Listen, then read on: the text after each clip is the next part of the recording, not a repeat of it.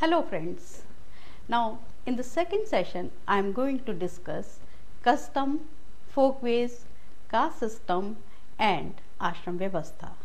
These all are very important to understand our society or any other society excepting the ashram system. Now customs are generally referred to as traditional practices that are followed by the people of a section of society or by the society at large and make up the foundation structure of a society. Indian society has diverse customs and traditions, and they usually bring out the distinctiveness of Indian people. These customs are an outcome of the cultural metrics which are followed by the people. Custom is an integral part of culture or subculture. K.M. Panikar defines culture as the complex of ideas, conceptions, developed qualities and organized relationships and courtesies that exist generally in a society. He described it as a community of thought, a similarity of conduct and behavior, a common general approach to fundamental problems which arrives from shared traditions and ideals. Culture is more general, whereas custom is specific to a society or community. According to McIver and Page, the socially accredited ways of acting are the customs of society. According to Kingsley Davis, custom refers primarily to practices that have often been repeated by multitude of generation practices that tend to be followed simply because that they have been followed in the past. Now, you must have understood what customs are. Customs are the general patterns of our behavior which are transferred from one generation to the other. Now, nature of customs.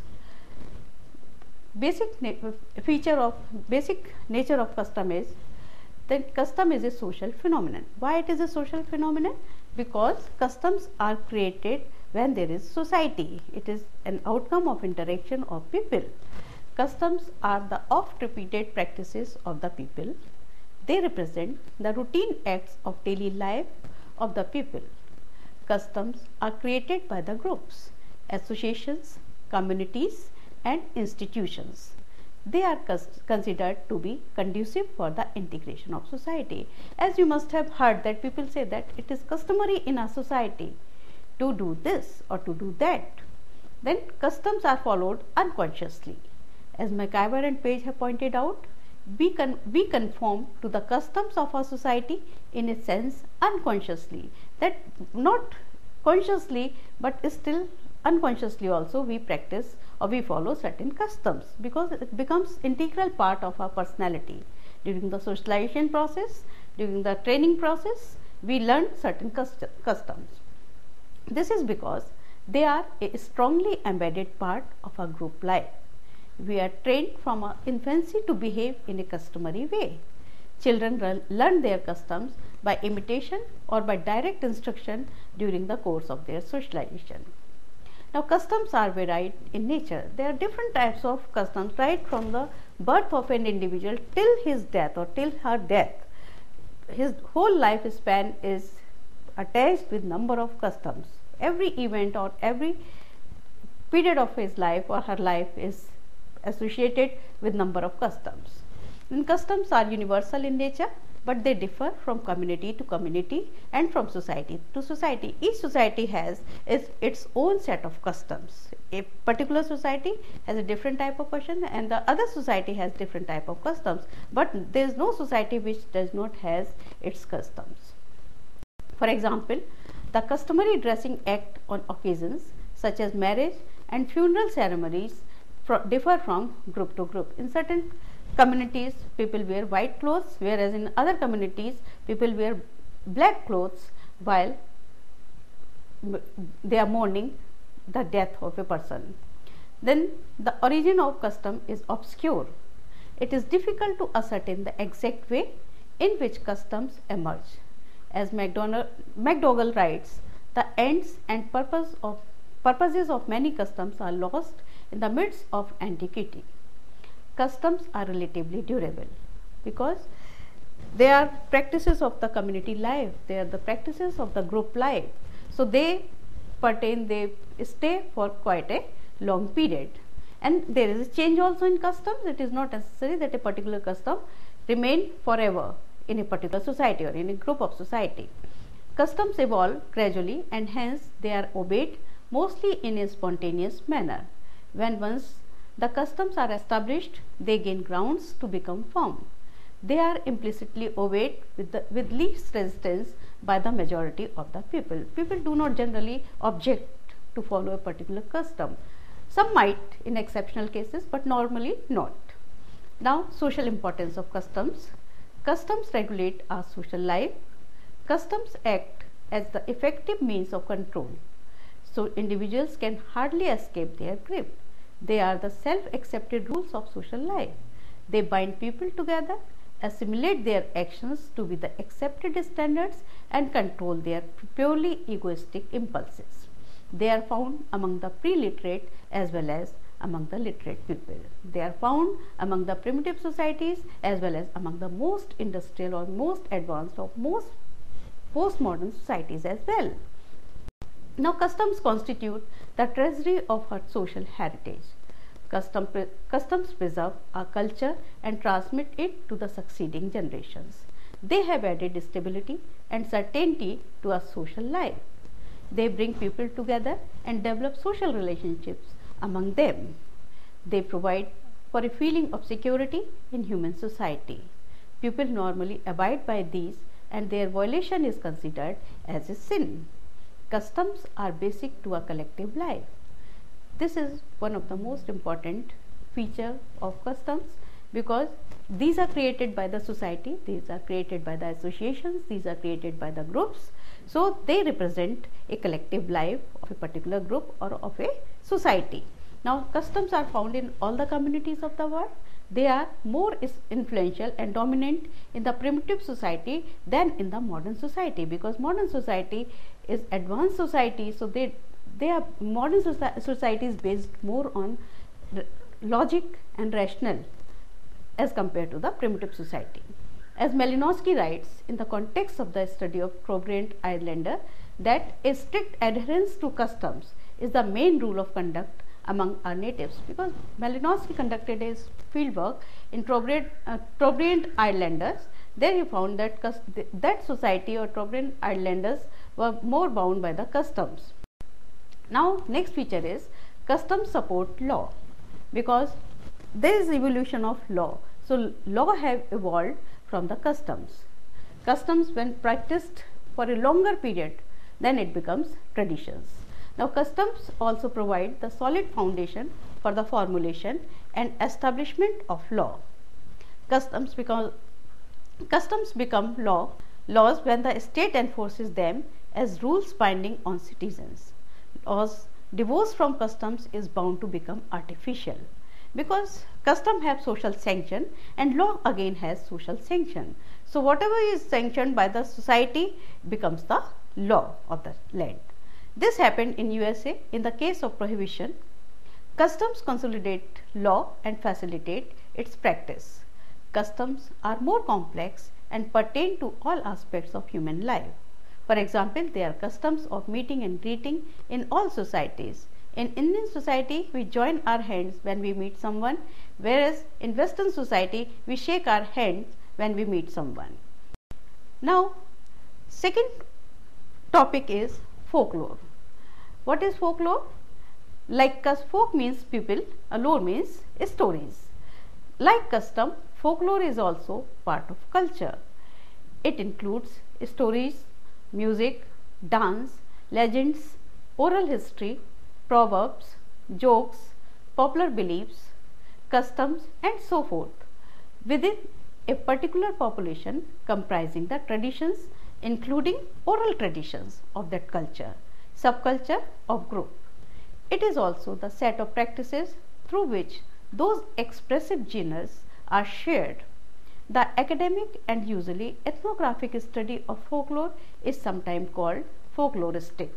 The word folklore was first used by the English antiquarian William Thomas, in a letter published by the London journal Athenaeum in 1846.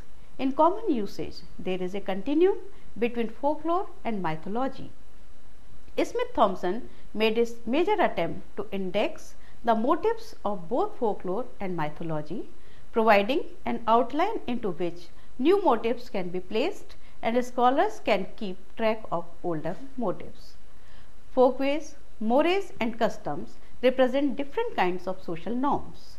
Social norms refer to group shared standards of behavior. What do you mean by shared standard of behavior? That means in what pattern, in what specific pattern one has to behave in a particular situation. There are standards of behaving in a classroom. There are standards of behaving in front of an elder person, elderly people. There are standards of behaving with the colleagues, with the peer groups. So, in all aspects of life, you have set patterns of behavior which is expected from an individual, that in what way you have to behave, you are supposed to behave. If you violate that pattern, that means you are violating the norms of the society, you are violating the standards of society. A social norm is a pattern setting limits on individual behavior. As I have told you that social norm is a pattern setting limits on individual behavior. That means you have certain restrictions, there are certain restrictions imposed upon you when you are in a interacting situation or when you are in a social situation. You cannot behave according to your free will. There are certain constraints upon your behavior. Then norms are the blueprints of behavior. They are the rules for social living or for social being. They determine, guide, control and also predict human behavior. Folklore, just like folkways, represent a means of social control because they control your behavior. As I have told you that you are not free to behave in any manner. There are certain restrictions, there are certain limits imposed upon your behavior when you are interacting in a particular situation. Now, genres of folklore. There are several genres of folklore. First is material culture. It includes folk art, vernacular architecture, textiles, modified mass-produced objects. Then music. Folklore originates from music as well. Then it includes traditional, folk and world music. Then narrative. Narrative means when you are telling something. So, legends, urban legends, fairy tales, folk tales, personal experience, narratives, etc. Then the verbal art. What is verbal art? When you communicate verbally with someone. Then it includes jokes, proverbs and word games. Then belief and religion, of course. Folk religion, it includes folk religion, ritual and mythology. Then there are foodways also, traditional cooking and customs, relationship between food and culture. These are all genres of folklore. Then folklore is again treated as an academic discipline. What do you mean by that? Academic discipline? It means how academicians study folklore. So, folklorists focus on the study of human creativity within a specific cultural and social context, including how such expressions, that is stories, music, material culture and festivals are linked to political, religious, ethnic, regional and other forms of group identity. The elusive material of folklore can best be defined through the formal genres into which they fall. Four broad sectors of folklore studies are given, like oral literature, material culture, social customs and festivals and performing folk art. Now, we will discuss what is oral literature. What do we mean by oral literature? Oral, you know, verbal. This is that is which is uttered by word of mouth. Then oral literature, also called as verbal art or expressive literature, are spoken, sung and voice forms of traditional utterances. Oral narrative is one big subdivision of this group, which in turn has its own manifold distinctions. For example, myth, fairy tale, romantic tale or novella, religious tale, folklore, legend, animal tale, anecdote, joke, etc. Another major subdivision of oral literature is oral poetry or folk poetry, which has its own family of related forms, that is folk epics, ballads, folk songs, lullabies, work songs, Devichar songs, zikirs with reference to the northeast of India, and songs associated with rituals and rites, that is sanskars of birth, marriage, death, etc. Commonly found in almost all part of India, because India is a land of multifarious culture, various regions. People of different parts speak different language, they eat different type of food, they dress up in a different style, but they all have folk culture of their own. They all have folklore of their own.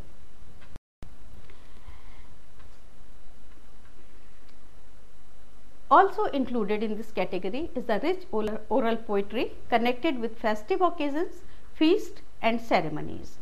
Proverbs embodying wisdom in pithy phrases and riddles with enigmatic question paired with a deceptive answer still function in folk or tribal societies as important devices for imparting knowledge about cultural semiotics, logical and behavioral patterns among the younger members. The folk speech embraces the local and regional turns of phrases that deviate from the standard language, which are sometimes taboo words, taboo means prohibition, or expressions from passive vocabulary. Characteristics at the level of grammar, idiom and even phonetics and nonsense sentence of such slang is difficult to pronounce because of its string of assonances. In this category, minor forms, namely beliefs or superstitions, chants, prayers, laments and cries can also be enumerated. Folklore is describable and transmissible entity. It can be described in words and it can be transmitted from one generation to other, from one group to other. Folklore can contain religious or mythic elements. It equally concerns itself sometimes with the mundane traditions of everyday life. Folklore frequently ties the practical and the esoteric into one narrative package. It has often been conflated with mythology and vice versa, because it has been assumed that any figurative story that does not pertain to the dominant belief of the time is not the same status as those of the dominant belief. Thus, Roman religion is called a myth by Christians. In that way, both myth and folklore have become catch-all terms for all figurative narratives which do not correspond with the dominant belief structure, because one group can call folklore of other as a myth, the other can call a myth the folklore of other culture. Folklore is a general term for different variation of traditional narrative. The telling of stories appears to be a cultural universal, because in all societies you will find that the grandparents or the parents, they tell stories to their children. When the child is young, when the child come to understand the things, then they narrate the stories, different types of stories. So these are all folk tales. Even the forms, folk tales are certainly similar from culture to culture, and comparative studies of themes and narrative ways have been successful in showing those relationships. Also, it is considered to be oral tale to be told for everybody. On the other hand, folklore can be used to accurately describe a figurative narrative which has so sacred or religious content. In the Jungian view, which is one method of analysis, it may need to pertain to unconscious psychological pattern, estimates or archetype of mind. This may or may not have components of the fantastic, such as magic, ethereal beings or the personification of inanimate objects. These folk tales may or may not average from a religious tradition, but nevertheless speak to deep psychological issues. The familiar folk tale Hansel and Gretel is an example of this. The manifest purpose of the folk tale may primarily be one of mundane instruction regarding forest safety, or secondary a cautionary tale about the dangers of famine to large families, but its latent meaning may evoke a strong emotional response due to widely understood themes and motives such as the terrible mother, death and atonement with the father. Now, material culture. In this spectrum of folklore, material culture or folk life responds to techniques, skills, recipes and formulas transmitted across the generations, and it is subject to the same forces of tradition and individual variations as verbal art, which is visual rather than oral. In this category can be placed folk architecture, arts and crafts, designs and decorations of the building and utensils, and performance of home industries according to traditional styles and methods. Decorative paintings embellishing the walls and entrances of rural tribal homes, having both ritualistic and aesthetic significance, is a pan-Asian phenomenon. When you go to a community or to a village or to even to some urban, if you go down to south, you will find there are some paintings, there are motifs on the wall of the entrance of the home. Although the motif of such paintings of one region or culture zone may vary from that of another, their structural unity remains the same. Some people they put Om, symbol of Om, on the door of entrance door of their home. Some people they put feng shui items on the door of their entrance of their home. So for instance, the snake and sparrow motifs are predominant in south and east coast, and animal, tree and flower motifs are common in northern tribes. Social customs and festivals. Here the emphasis is on group interaction rather than on individual skills and performance. To the verbal and tangible elements are added group behavioral traits. Of particular importance are the rites de passage such as birth, initiation, marriage, death and similar paraphernalia. Ritual and customs associated with festival in a country are sometimes related to agricultural activity following a calendrical cycle. For example, during the harvest season, Holi is celebrated. So, these along with customs associated with religious practices and the concept of Indian worldview form an important segment of folk life, and they partly function to provide psychic reassurance against external dangers of natural calamities. The religious aspect is multidimensional, encompassing the most complex caste hierarchy, which has a network of interrelations with the religious hierarchy. Besides pan-Indian mode of worshipping, Hindu pantheon, there are very ancient and indigenous modes of worship and performance of rites prevalent in tribal belts to placate gods and demons, quite distinguishable from other parts of the country. Now comes the performing art, folk art. This sector of folklore studies concerns primarily with the traditional music, drama and dance passed on the succeeding generations by ear and performed by memory rather than by writer and printed musical score and relevant literature, which usually overcome the generic barriers. The folk music is functional in the sense that it is not entertainment or of particular aesthetic interest, but it is an accompaniment to other. There can be both moral and psychological scope to the work, as well as entertainment value, depending upon the nature of the teller, the style of the telling, the ages of the audience members, and the overall context of the performance. Folklorists generally resist universal interpretations of narratives and wherever possible analyze oral versions of telling in specific contexts rather than print sources, which often show the work or bias of the writer or editor. Folk literature is but a part of folklore. Customs and beliefs, ritualistic behavior, dances, folk music and other non-literary manifestations form part of the larger study of ethnology. However, these distinctions are of concern to the folklorist.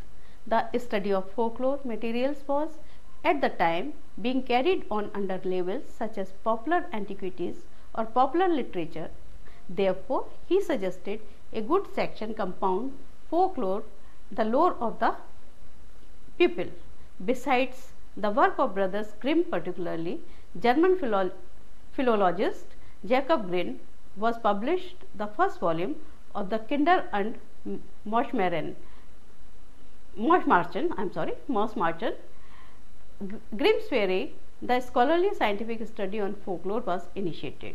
The tales were the detritus of the old myths. Of course, all the American folklore minded anthropologists experienced difficulty in employing the term folklore with a culture almost wholly oral and traditional, and they resorted to various substitutes. William Bacon, a student of Herskovits, suggested the term verbal art to denote the oral aesthetic tradition of tale, proverb, song, and riddle in the culture, tearing out the supernatural belief system and the practices. He clarified the functional use of folklore in non-literate societies. In order to trace all growth of folkloristic studies, we must focus on the scholarly work done in Asia, particularly in India, before the Grimms. Fairy tale, namely Katha Sarita Sagar, Panchtantra and Jatakas. A German scholar, Theodor Banfe, even claimed in his introduction to Panchtantra that India, the seat of an ancient, highly developed civilization that had spread to Europe, was the home of the master tales subsequently found in the Grimm's collection. Along with language and mythology, these wonder tales had diffused from India to Europe in ancient and historic times along well-traversed trade routes. The famous historical geographical school known as Finnish School was highly inspired by this diffuseness theory. Some scholars in India applied the methodology of this formalistic discipline in their studies, while Banfe's theory gave support to mythological perspective. However, European scholars with strong colonial convictions, including famous Indologists, historians, and anthropologists who believe in gradually converting India and bringing in within the Greek-Roman Semitic culture zone, discarded the diffusionist approach and advocated theories that were polygenetic in nature. Anthropologists of the School of Cambridge University converged on the central idea of myth-ritual origin of folklore on the basis of comparative study of Sir James George Frazer, who has written the famous book, but I must say most famous book, The Golden Bough. In their view, mythic narrative accompanied and explained a sacrificial fertility ritual among the heathens. In course of time, the myth became separated from the rite and floats independently in oral tradition to splinter into magic tales, popular ballads, nursery rhymes, and other folklore genres. Partly as a result of the Romantic movement in literature and partly due to the interest in primitivism and the common folk, the recording of all sorts of songs and oral tales has been phenomenal since about 1800. Scholars have propounded many theories about the origin, development, spread, and structure of folklore to the world in the last 150 years. Beside comparative mythology developed by Max Muller on his publication of translated version from the Sanskrit sacred books of the East, evolutionary theory of culture and devolutionary theory of folklore, which emerged in a hypothesis put forward by Theodor Banfe and several other schools also engaged themselves in the studies and interpretation of folklore. To name a few, first was mythological school, then the migrational Banfe's school, then third was anthropological school, fourth was historical geographical school, that is also known as Finnish school, and psychoanalytical school, structural school. It had two parts, syncretic, that is Proff's morphological school, and paradigmatic Levi-Straussian school. The next is Thomsonian concept of motive, that is classificatory analysis tale types, then functional school, then historical reconstructional theory, then ideological theory, then oral formulatic theory, then cross-cultural theory, then folk cultural theory, mass cultural theory, contextual theory, hemispheric theory. We need not to go into details of all these theories. This is just for the reference of you people, that you should have some idea that how many schools and how many theories have been propounded to explain, to analyze folklore. The writers and lyricists have always used themes taken from oral legend and folk songs, and in turn have themselves affected the traditions. In the recent years, cinema has presented old folk tales to an enthralling public, and radio and television. Inevitable, this oral literature has become less truly oral and mostly pseudo folk culture. Pseudo means false, has been presented to the public. Therefore, during the past few generations, folk festivals have flourished in both number and rich variety and have become almost worldwide. They have been like a stimulus or preservation of a disappearing phase of modern life and are likely to revive older dances, keeping them within the authentic local traditions. The inquiring minds of intellectuals in social sciences and humanities, particularly ethnologists, anthropologists, historians, etc., have adopted scientific approach to investigate this subject of a substantial worldwide body of scholarship. In India, we always talk of Margi and Desi Vedic and Lokik, that is classical and folk traditions, which is also known as great and little traditions. Unilinear evolutions and few universals may not explain the variety produced by multicultural folk traditions. In this sense, the Indian equivalent of folklore, that is Lokyan, coined by Suniti Kumar Chatterjee, expresses the real scope of folklore as it signified a way of life. The area of folklore is therefore circumscribed by a pedagogical motive of adjusting the members of a social group to the needs of the group. Folklore thus ultimately becomes the means of expressions of a group's own attitude and cultural life. The civilization of a people being a movement from unconscious to conscious, it is obvious that their beliefs and customs would be didactic with an end to adjust man to his immediate surroundings for a leap forward to his future. Ultimately, the said idea would give us a glimpse of social formations, cultural evolution, and the group's worldview. In the colonized nations, each folk tradition serves to reinforce the group identity of its members in a pluralistic culture. Syncretism, a culturation of the fusion of different traditions, is a process especially characteristic of New World folklore. The traditional lore physically attached to the original homeland seems to vanish fast. If any of it cease to exist within the memory of man, it is completely lost. However, its dying process is actually very slow.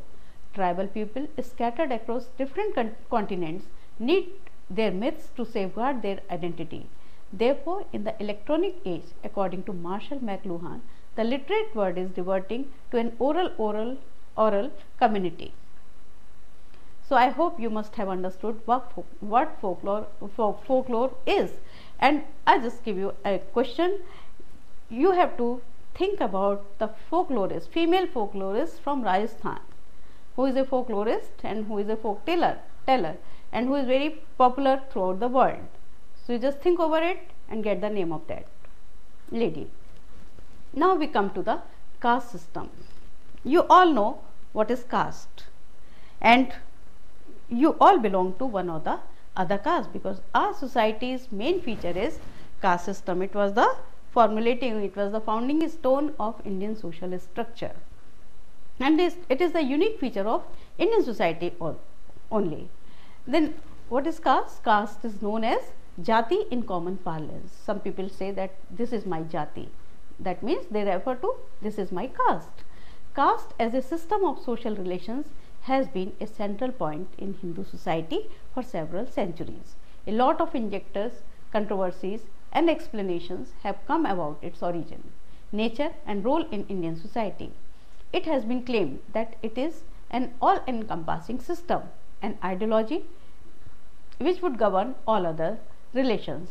Its whole notion is hierarchy based on the ideas of pollution and purity. A caste is an endogamous group. What is endogamous group? Endo means within. Gama means marriage. Marriage within the same caste. Marriage within the same caste group. That is, its members marry within the same caste. A man is born in a caste and remains in that forever. A person cannot change his caste even by any virtue. Caste is decided by birth of a person in a particular family. Caste of the father will be the caste of the children. Member of a caste used to have a particular occupation on a hereditary basis. A given caste occupies a particular rank in the hierarchy of caste, hence some are superior to it, some are inferior.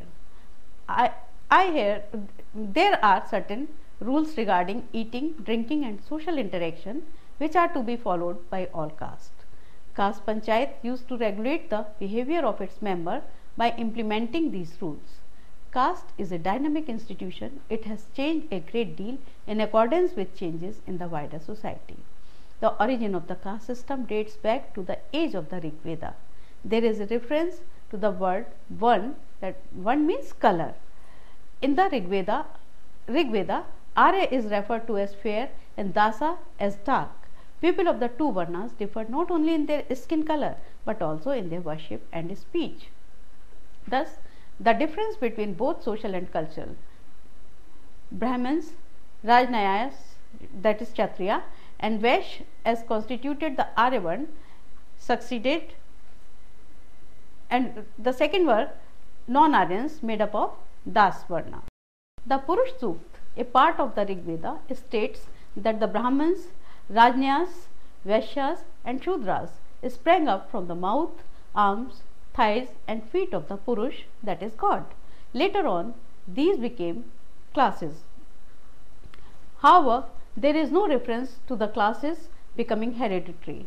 Classes were merely functional. The priest and the warrior occupied positions above the Vaishya and the Shudra, but they were neither hereditary positions nor exclusive ones. There was interchange of duties, also interclass marriages prevailed. The ban on eating food cooked by Shudras did not exist.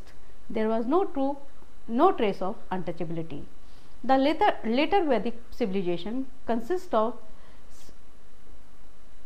Samhitas, Atharvaved, Yajurved and the Brahmins and Shudra.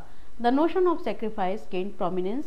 The doctrine of karma, maya, transmigration, identity of the individual soul with the universal soul and mukti as main tenets of Hinduism find their first expression in the Upanishads. The power and privilege of the priestly caste, that is Brahmins, increased, but Kshatriyas challenged this from time to time. The system of nomenclature to address the members of these castes emerged. The idea of pollution by touch found expression. The caste system became inflexible when birth became the basis of caste rank. Restriction of marriage and social relations were also imposed. The goddess of Gautama, Bodh Gaya, Apastamba have reference regarding hereditary and communality. The caste system, which is an integral part of the Indian system, has a long-standing history of its own. To understand how the system has come to be, it is today one needs to have a deeper understanding of the origin, evolution and growth of caste system. Three main stages in the evolution of caste may be identified. Number one, caste in ancient age, that is the period up to 1100 AD, which is inclusive of Vedic age, post-Vedic age and Puranic age. And then the second period is caste in medieval age, that is period from 1100 AD to 1757 AD, which includes the Muslim rule in India. And the third period is caste in modern age, that is post 1757 AD till independence, or we can say till today. Changes in caste system in independent India. Changes in the traditional features of caste. The religious basis of caste has been attacked. Caste is no more believed to be divinely ordained. It is being given a more social and secular meaning than a religious interpretation. Second change was restriction on food habits have been relaxed.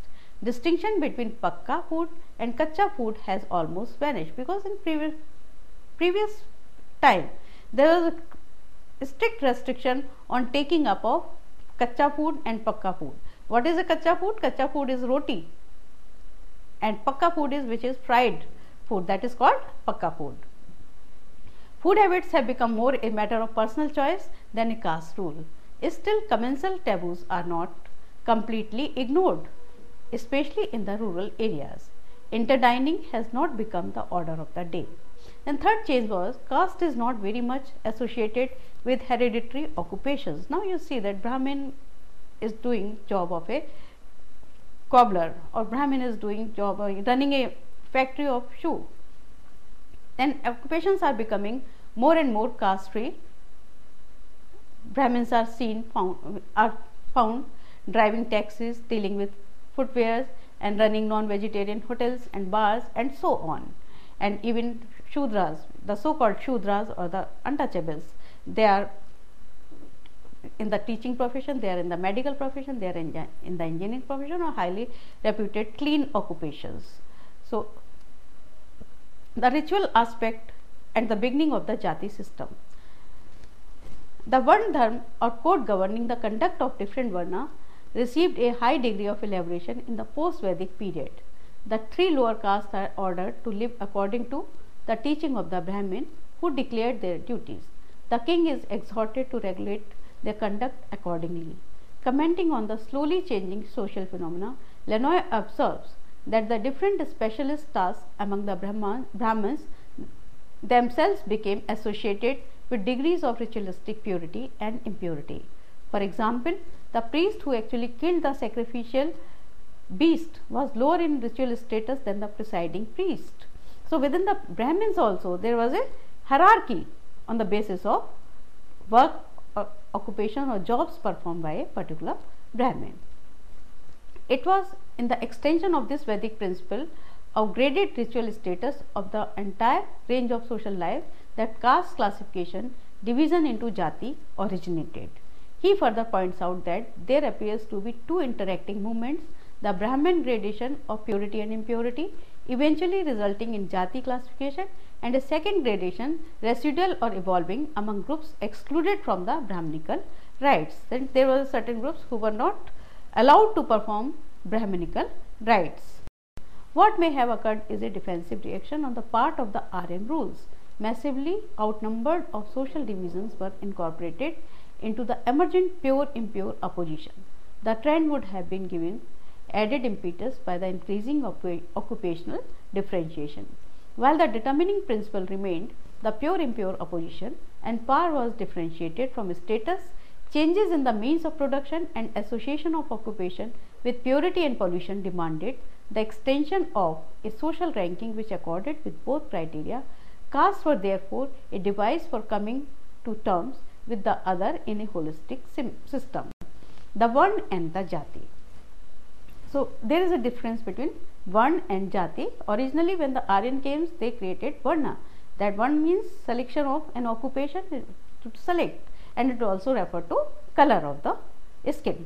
The Vedic system theory of the Varna system is the textual reference of the Indian social organization in which subtle balance was maintained between the Brahmin, Kshatriya, Vaishya and Shudra. Because this hierarchy or the system of stratification based on caste was created for society to run in an integrated and holistic manner. There was no intention, there was no bad intention to exploit a particular group or not to exploit the other group. The caste system is apparently linked with the Varna but is so different from it. The two are often confused and are taken to mean the same, whereas they are not the same, they are different. The Jati system is an empirical order verifiable by direct observation of caste ranking and other familiar distinctions. The Jati system is not uniform, it varies from region to region. Whatever the nature of ranking, the consideration of pure and impure remains the sole common basis of the Jati system, because whether you go to South India or to go to Northeast, or you go to North India or you to go West India, you will find caste system. But basic concept is there is one group which is treated as untouchable and the other as the upper caste, or the pure. Concept of purity and pollution is attached with the caste system. Dumont, according to Lenoy, regards these two systems as homologous and to have interacted on each other. Now Jati and its transformation. Now we will see what transformations caste system has gone. The Dharma Shastras, the law books of Manu and Vishnu, throw considerable light on the contemporary social institutions. The Manu Smriti, which is pre-Buddhist in composition, maintains a distinction between the Arya and the non-Arya called Das. This term was also used for Chandals, Sabapakas and others who were considered inferior to Shudras.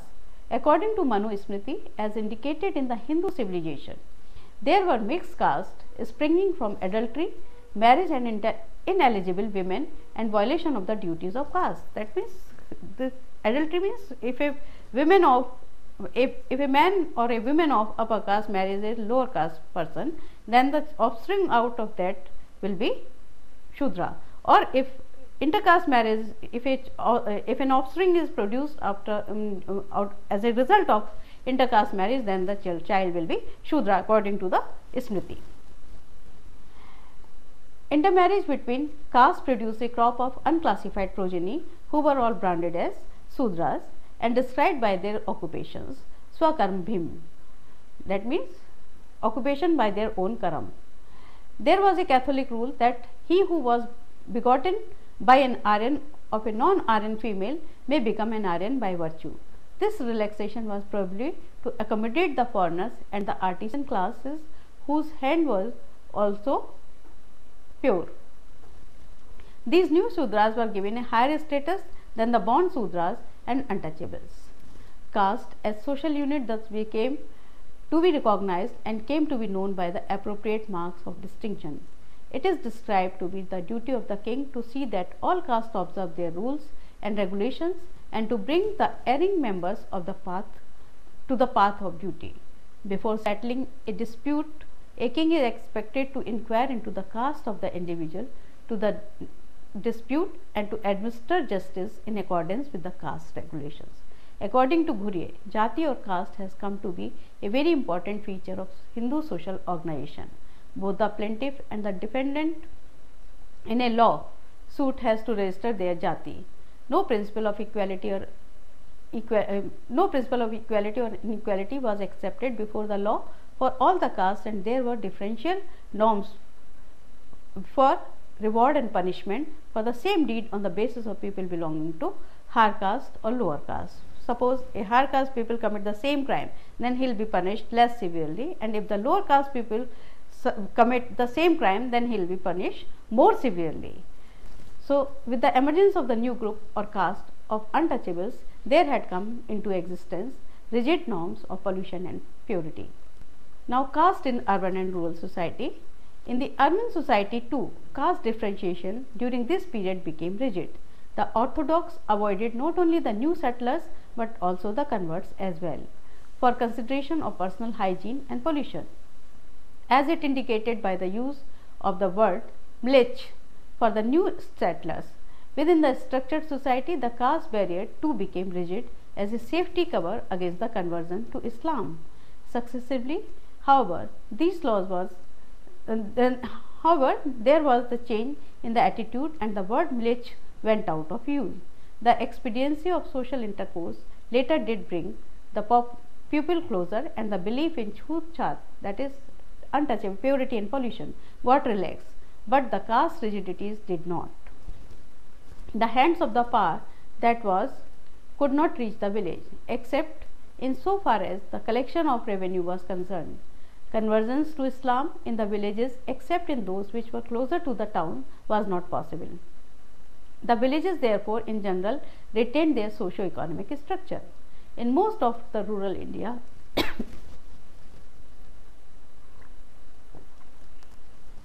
there existed and continues to exist a dominant caste.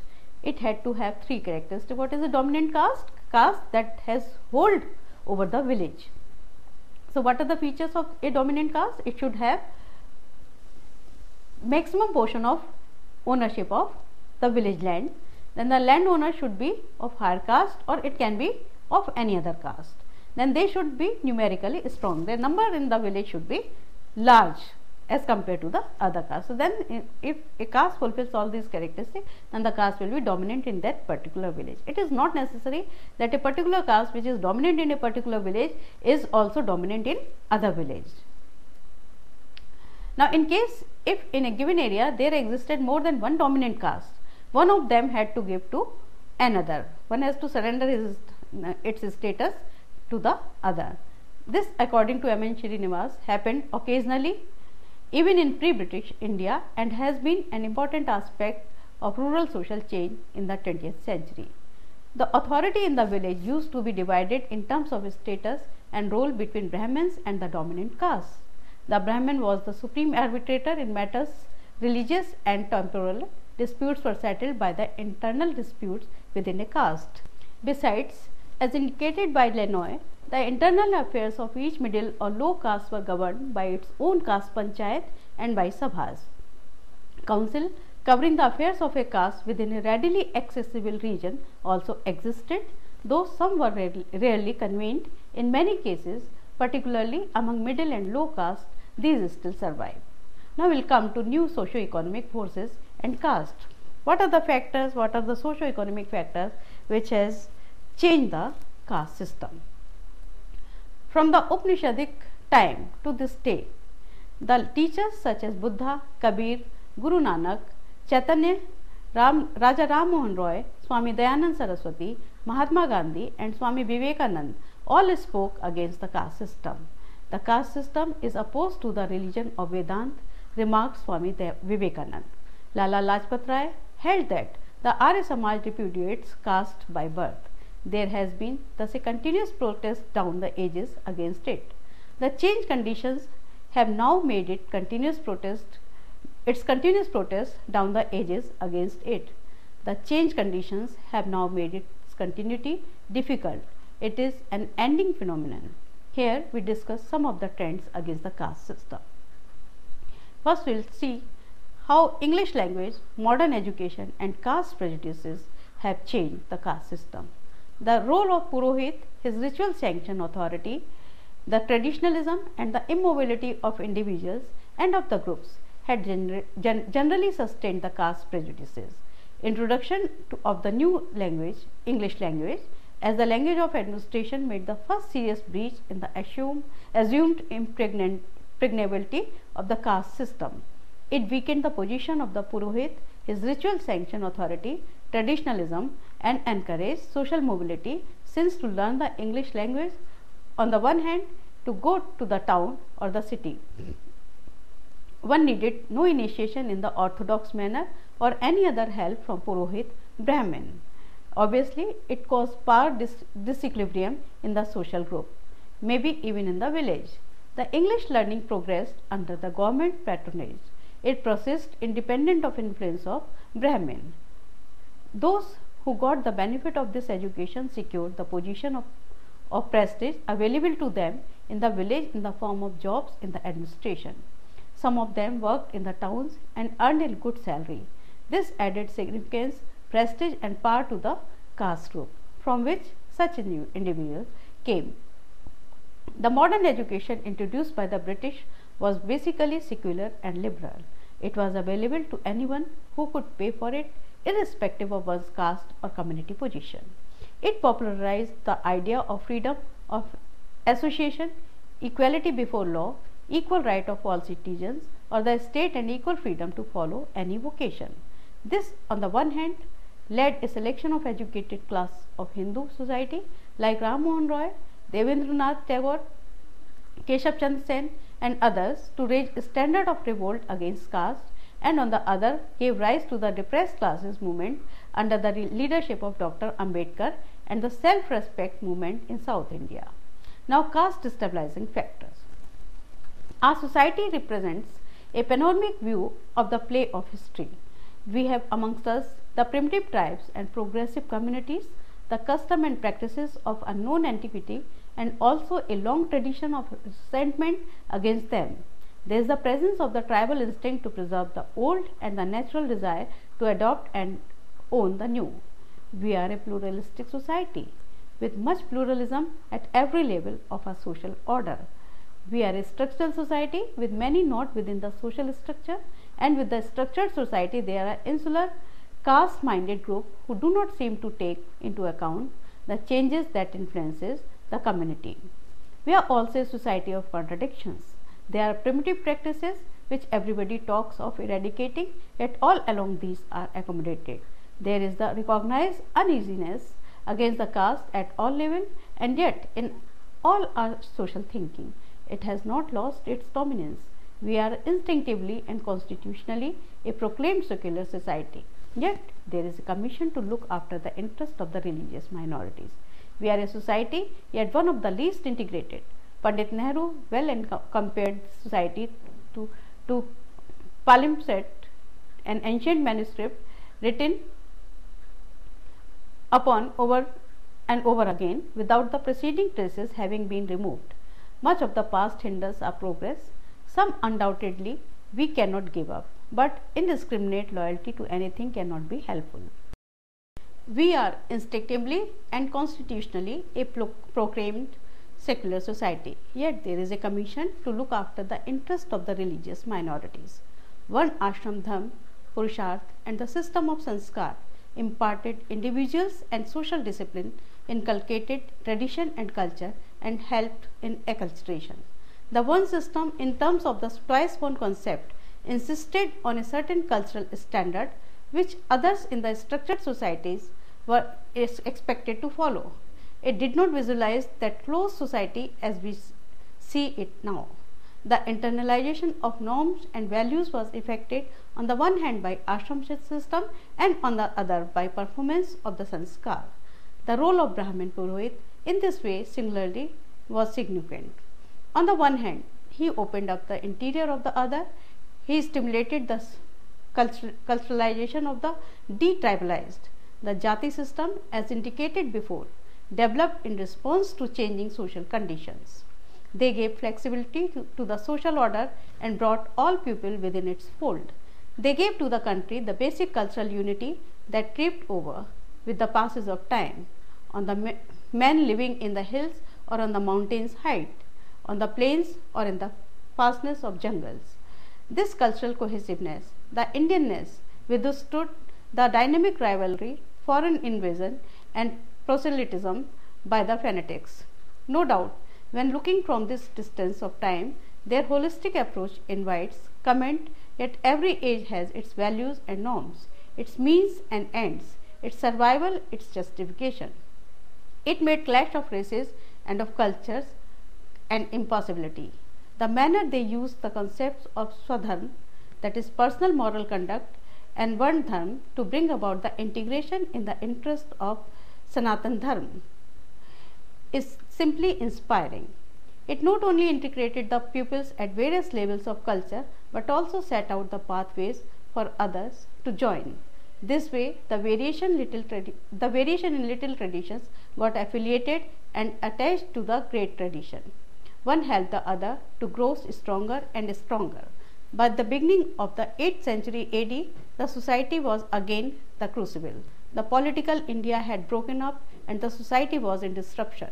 Brahmin had lost the intellectual leadership, priestism had become dominant, and the caste rigidities had compartmentalized the society and killed the community sense. The Turks, Afghans, and Mughals in succession gained political ascendancy while retaining their strong sense of belongingness to the Islamic West. They followed the policy of Darul Islam, imposed Sharia on the people, effected conversions to Islam, which in consequence developed situation extremely unusual, like of which the society had never confronted before. Caste system failed for the first time to bring these people within the social fold. The society got divided as we have indicated above.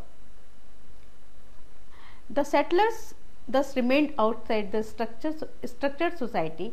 Indian Muslims, bewildered and confused, successively worked out new adjustment. When all is said, truth in the Indian Islam says there seemed to be little doubt that Hinduism was wrought a far greater change in Islam than Islam has wrought in Hinduism. It got in more ways than localized as it has got elsewhere. Indian Islam assumed a form much different from the Islam beyond the frontiers of a country. That of course, though natural, is not always appreciated and emphasized. The discouraging factor in bringing about the sociological homogeneity was not religion, as it is commonly believed. as at higher level there is broad agreement between Hinduism and Islam. The Sufi persuasions, especially of the Chishti order, and the teachings of the Bhaktis such as Chaitanya, Kabir and Nanak made a deep impact on the common people. Now, social mobility.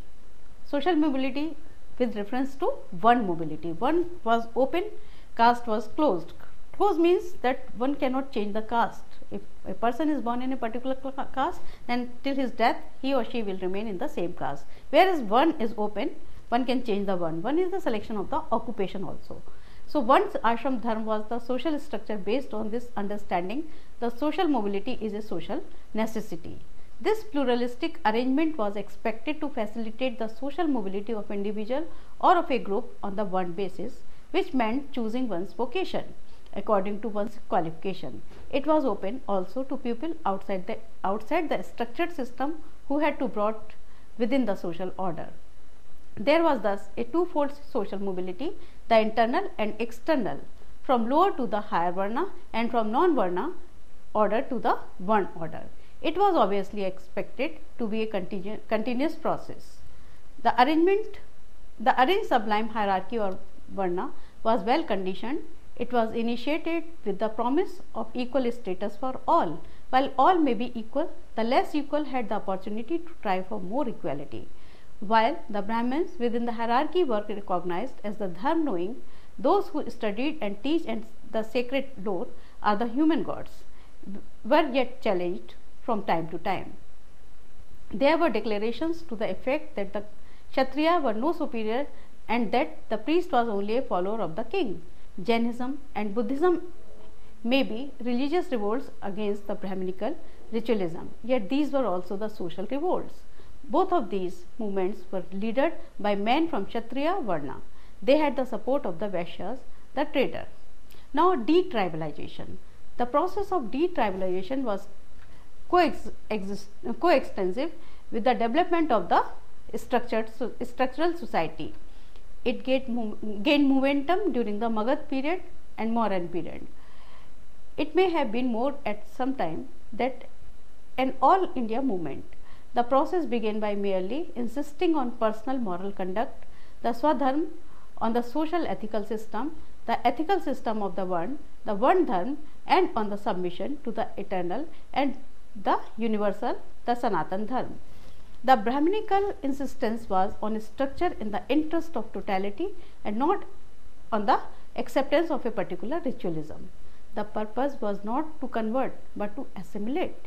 In the process, therefore, several tribal practices and rituals came to be part of religious order by holistic Brahmin section at every stage. Now we will come to Ashram Vyavastha.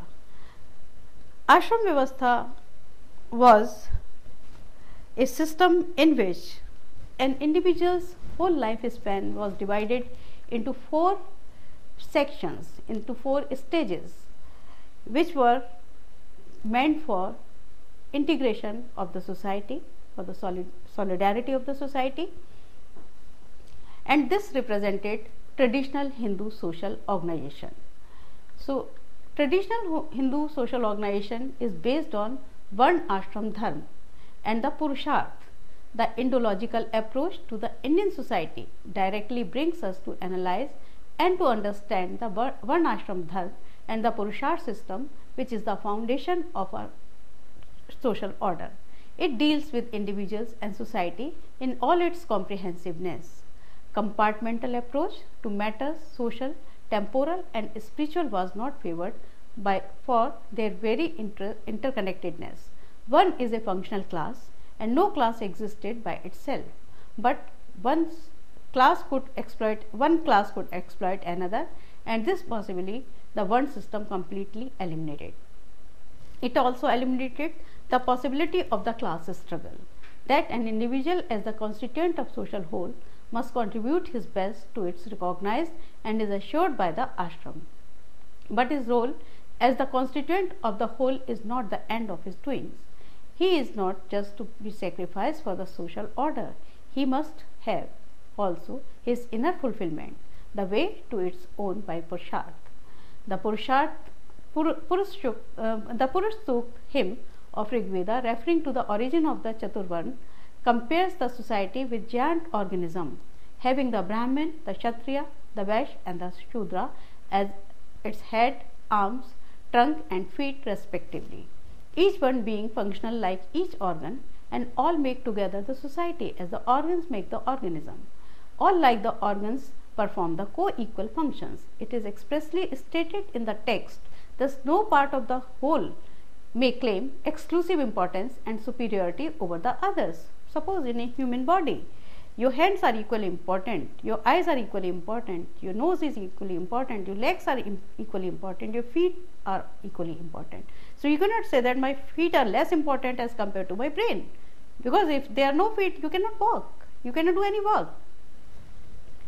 So all like the organs perform the co-equal functions. It is expressly stated in the text that no part of the whole may claim exclusive importance and superiority over the others.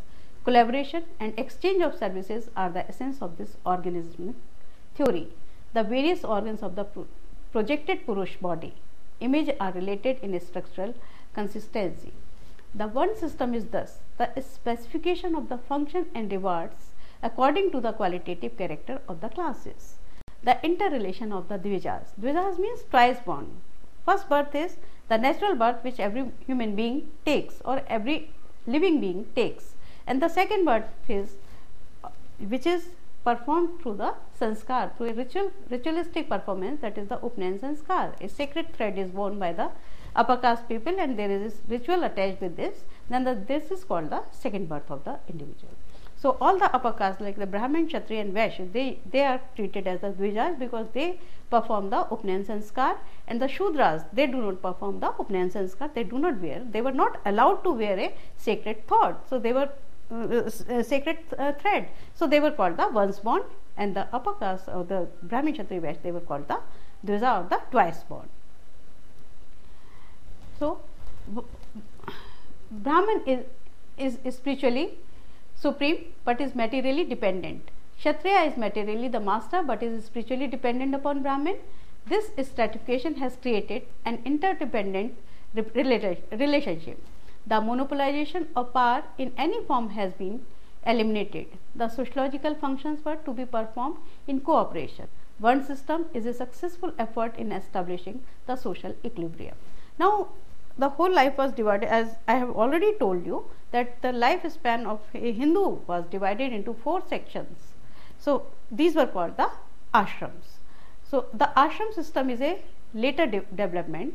It concerns the 4 stages of life: the brahmacharya, the grihasth, the vanprasth and the sannyas, one following the other in succession. Literally, ashram means making an effort. It implies therefore that for the fulfillment of one's life, one has to make an effort at every stage to have the best of it. Success in the succeeding stages was held to be based on efforts made in the preceding section. For example, if you have fulfilled all the conditions of the Brahmacharya Ashram, then your next stage, that is the Grihastha Ashram, will be successful. If you have successfully completed the Grihastha Ashram, then your Vanprastha Ashram will be successful. If you have performed all the conditions or the requirement of the Vanprastha Ashram, then your Sannyas Ashram will be successful. So on average, lifespan was taken to be 100 years and each ashram was assigned a period of 25 years. So there were 4 lifespans, 25 years each. Now the Brahmacharya Ashram, it is also known as the Indriya Sannyas, the period of self-control, because in Brahmacharya you have to observe celibacy. It begins with the Upnayan, that is with the investiture of the sacred thread, as I have already told you, the Yagnopavitra, initiating the pupil, the Brahmachari, the Acharya, the teacher, whispered in the ears of the the great Gayatri mantra. The Brahmacharya, it is also known as the Indriya Sannyas. Now, second ashram is the Grihastha Ashram.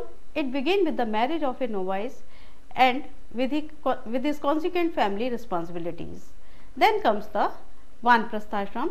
It is the stage of progressive retirement after children had got settled and needed no parental care and attention, one left everything to the care of his son and entered upon the Vanprastha stage. Then the Sannyas Ashram, according to Apastamba, sannyasi is one who, abandoning truth and falsehood, pleasure and pain, the Vedas, this world and the text, seek not only to attain. The sannyasi is, according to S. Radhakrishnan, a super social man, a Rajka, a wandering teacher who influences his spiritual standard, though he may live apart from society. This supreme ideal of life has been described by Kalidas as owing the whole world with disowning oneself. His mission is to teach his highest spiritual experience. Now the four Purusharth. Attached with the Ashram Vyavastha, there are four Purusharth, which I have already discussed in part in the previous session, that there is Dharma, Arth, Kam and Moksha. These are attached with the Ashram system, which are essential for one to get the Moksha or the Nirman.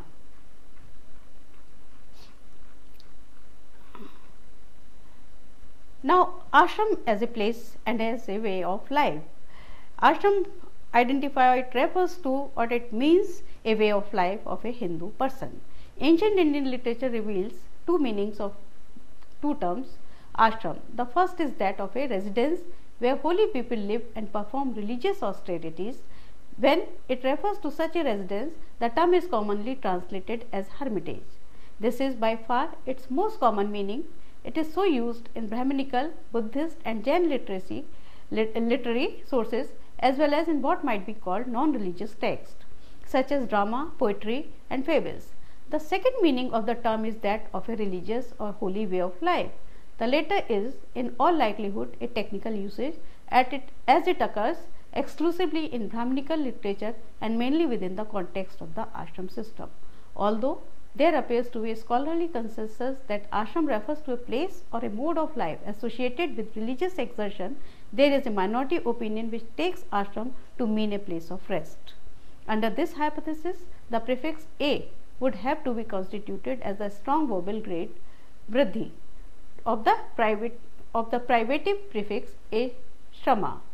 Moreover, we have to be taken in its first meaning, namely fatigue, which has no religious connotation. According to this hypothesis, therefore, ashram is derived from a shrama, lack of fatigue. The Ramayana appears to support this derivation when it calls the hermitage, that is ashram, of the Saptujanaha sages a place that destroys fatigue. In all likelihood, however, the poet is here only attempting to draw a picture of one aspect of a hermitage, the peace and quiet of its surrounding and inhabitants, by the use of what we can call it phonetic etymology, a frequent practice in Indian literature, often amounting to nothing more than a play on the phonetic similarity between words. So, ashram system as a social institution. What is a social institution? Institutions guides are the guidelines of our behavior in society. Then Ashram System was meant for regulating the lifespan of a person. Originally, the four ashrams were treated as four legitimate modes of life open to adult male. In the classical formulation, the system became prescriptive. Prescriptive is how you have to behave, how you have to live your life. It was associated with the performance of sacraments. It was desirable for an adult male to follow it. In the later Hinduism, the ashram system assumed the function of regulating the life of individual members of society, and in this way it became a social institution. So, children, we have covered in this session four topics like the custom, folklore, caste system and ashram vyavastha. So, after going through this session or after having heard this session, you may be better able to understand Indian society, particularly traditional Indian society, and how it has come to change. What changes have taken place in the ashram system, how many people are following this ashram system, how many people are performing all these acts or sacraments, and what changes are taking place in our society. Or you can compare our society with other societies as well. Thank you very much.